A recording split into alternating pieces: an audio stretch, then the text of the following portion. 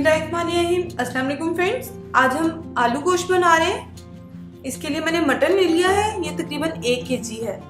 आलू आपको जितने पसंद हो आप वो डाल सकते हैं। मैंने 5 आलू लेकर मीडियम साइज के उनको काट लिया। थोड़े मोटे पीस में जाएंगे क्योंकि आलू गोश्त में अच्छे लगते हैं, जरा बड़े साइज के आलू। इसके बाद हमें चाहिए होगा ऑयल, 1 कप है।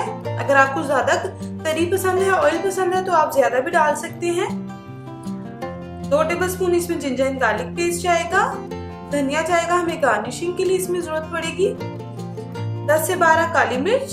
धनिया पाउडर है तकरीबन 2 टीस्पून। 1 टीस्पून जाएगी इसमें हल्दी। 1 टेबलस्पून कश्मीरी लाल मिर्च, ये ज्यादा स्पाइसी नहीं होती, ये हम कलर के लिए डालेंगे। ये मेरा होममेड गरम मसाला है, ये भी तकरीबन 1 टेबलस्पून के करीब है क्योंकि इससे स्मेल, सारी चीजें हमने रोस्ट करके डाली हुई है तो मटन की जो स्मेल होती है वो बहुत अच्छे से हम इसमें भूनेंगे तो खत्म हो जाएगी। नॉर्मल रेगुलर रेड चिली है, ये तकरीबन जाएगी, आप अपने टेस्ट के अकॉर्डिंग डाल लें। मैं 2 टीस्पून डाल रही हूँ। सॉल्ट चाहिए होगा अपने टेस्ट के अकॉर्डिंग। और ये चिकन क्यूब है, ये हमें चाहिए होगा। इससे जो हम शोरबा बनाएंगे चिकन का, मटन का, वो बहुत मजे का बनता है। पानी हमें चाहिएगा इसके लिए, फिलहाल हम यूज करेंगे मटन को गलाने में, बाद में हम इसकी ग्रेवी यूज करेंगे बनाने में। पानी जितना रिक्वायर्ड होगा वो हम बाद में डालेंगे। इसके बाद ये पेस्ट था, इसमें मैंने 2 मीडियम साइज के प्याज ब्राउन करके और 2 मीडियम साइज के टमाटर और 5 से 6 ग्रीन चिलीज, उनको ग्राइंड कर लिया। प्याज को मैंने ब्राउन करके ऑलरेडी इस ऑयल में तो निकाल लिया था, ज्यादा टाइम टेकिंग है इसलिए मैंने इसको बिल्कुल पहले ही ऑलरेडी बना कर रखा हुआ है। इस तरह का पेस्ट बना लेना है। ये ग्रीन चिलीज है इसमें, और इसमें टमाटर है 2 मीडियम साइज के, और प्याज है। प्याज ब्राउन करके आपने ऐड करनी है इसमें। कोशिश करें पानी ना डालें, टमाटर के पानी में ही ये ग्राइंड हो जाएगी आसानी से, अदरवाइज आप थोड़ा सा पानी यूज कर लें, ये चाहिए होगा। चले हम इसको बनाना शुरू करते हैं। मैं इसको हांडी में बना रही हूँ। सबसे पहले आपने ऑयल डाल देना हांडी में।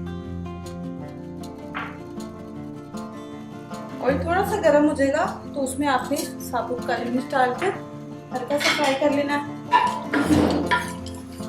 ये फ्राई हो जाए देन आपने इसमें जिंजर गार्लिक पेस्ट थोड़ा सा भून लेना। आपने जिंजर गार्लिक पेस्ट को, लहसुन थोड़ा सा फ्राई हो जाएगा फिर देन आपने इसमें अपना मीट ऐड कर।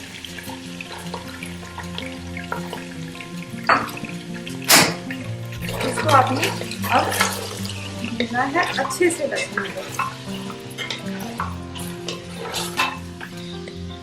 साथ आप इसमें गरम मसाला ऐड कर दें और धनिया पाउडर। इन 2 चीजों को लहसुन अदरक में आपने अच्छे से अब मटन को भूनना है।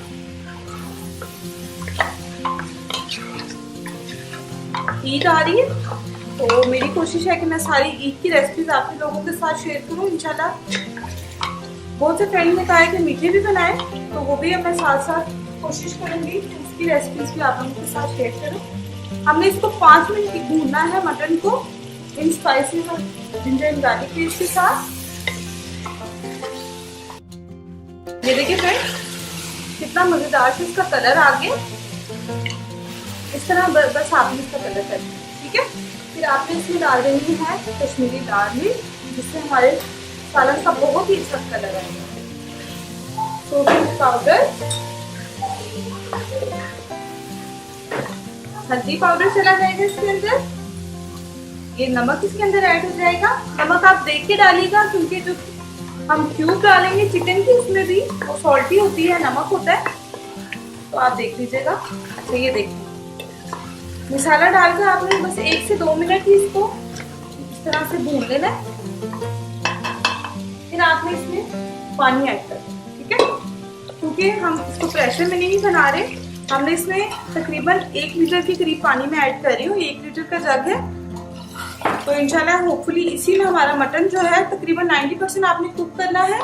बाकी जो है उसको हम आलू के साथ जो है पकाएंगे। मटन को गलने में तकरीबन 45 मिनट लगेंगे, तो हम इसको फिलहाल 40 मिनट्स देते हैं, फिर हम चेक कर लेते हैं क्योंकि अब ये आलू के साथ भी थोड़ा सा गलेगा। तो फिर पहले मैं 40 मिनट्स पे चेक करके आपको बताती हूँ, फिर आगे बनाते हैं। ये देखिए फ्रेंड्स तकरीबन इसको 45 मिनट पूरे लग गए। टाइम मैं नोट कर रही थी, 45 मिनट लग गए। मटन हमें जितना चाहिए था उतना ही गल गया, ऑयल भी ऊपर आ गया। ये देखिए तकरीबन 80% मटन अच्छे से ये देखिए गल गया।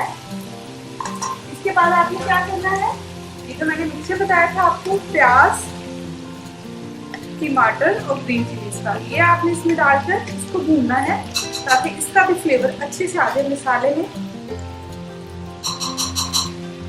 अच्छे से आप इसको डाल दें इसके बीच में। ये हो गया, इसको आपने साथ साथ भून लेना है। लो टू मीडियम मैंने फ्लेम फिलहाल रखा हुआ है। चिकन क्यूब रह गई थी वो हम इसमें ऐड कर देंगे और इसको साथ साथ भूनेंगे अभी मजीद 10 मिनट के लिए। 5 से 10 मिनट के लिए आप भून लें। ऑयल ऊपर आने लगेगा, देन हम इसमें आलू डालेंगे। ये देखिए फ्रेंड, टमाटर के साथ भी हम इसको थोड़ा सा भून लिया है। बहुत मजेदार सी खुशबू आ रही है इसके अंदर से, ऑयल भी ऊपर आ गया। अब आपने इस स्टेज पर इसमें आलू ऐड कर आलू के साथ भी इसको हम भून लेते हैं 5 मिनट मजीद। मटन है, भूनेंगे जितना उतना अच्छा ही बनेगा। अच्छे से इसका ऑयल ऊपर आ जाए और 5 मिनट इसको भूनते हैं, फिर मैं आपको बताती हूँ नेक्स्ट क्या करना है। ये देखिए फ्रेंड्स, आलू के साथ भी हमने इसको भून लिया है। अब इस स्टेज पर आपकी मर्जी है, आपको कितनी इसके अंदर ग्रेवी चाहिए, कितना शोरबा चाहिए, वो आप अपने अकॉर्डिंग। कुछ लोग एज इट इज खाते हैं आलू गलाकर, जब आलू गल जाए तो उनको ज्यादा मसाला पसंद होता है तो वैसे खा लेते हैं। राइस के साथ हम शोरबा करते हैं इसमें। तो मैं इसमें तकरीबन डाल रही हूँ अगेन 2 कप्स के करीब पानी मैंने डाला है इसमें ऑलमोस्ट।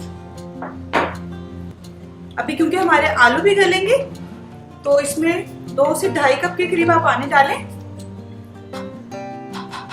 और फिर थोड़ा सा मैं इसमें पानी और ऐड कर दूंगी क्योंकि मुझे इसका शोरबा बहुत पसंद है, बहुत अच्छा लगता है। तो अब हम आलू गलने तक इसको रख देते हैं ढककर। तकरीबन 10 से 15-20 मिनट में आलू गल जाएंगे।